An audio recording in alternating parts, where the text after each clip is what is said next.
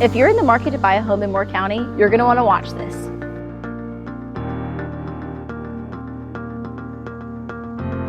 Hey guys, my name is Mariah Oxendine. I'm a realtor in Moore County, North Carolina, and today I want to talk about a couple things that people forget to do before purchasing a home. Now let's get into it.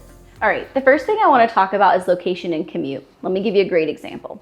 Let's say you were military over at Fort Bragg and you'd like to come and purchase a property in Southern Pines, North Carolina. The first thing that I would suggest you do is come on over, drive from the property to your work location and then back again. Go ahead and see what that feels like for you. Get comfortable with it. Make sure that you can commit to that drive. I personally think it's an okay drive and I'd be fine to do that, but it may not be something that interests you. Another thing that I would suggest would be checking out the NCDOT website. This is great to check out any major road work that's either current or going to be happening in the near future. This just helps with any surprises that may come up later. Let's say you're running into traffic or road work whenever you're on your way to work. So that 30-minute commute, in 6 months with major road work might turn into an hour. So this just keeps us mindful, and it's not to say that, you don't miss some things or you don't think about some things, but checking that website really gives us a good idea of what's going on in the area.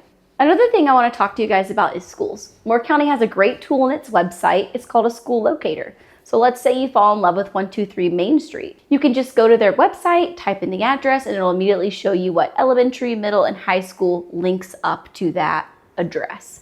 I would also highly suggest you going and doing your reviews and ratings and reading as much as you possibly can about the schools in the area, so you know that, if you have children and that's important to you, you can go ahead and narrow down an area based on a school that works for you.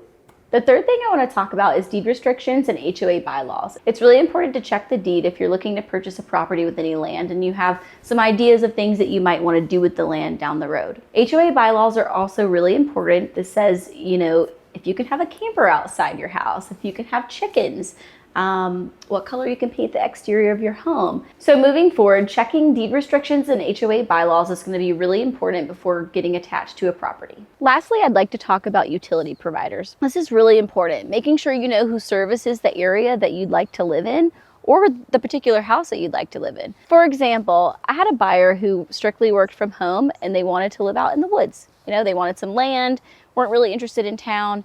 And unfortunately, it took us quite a while to find a property that could accommodate his needs because of who the service providers were. And it's not just enough to ask the seller who they use.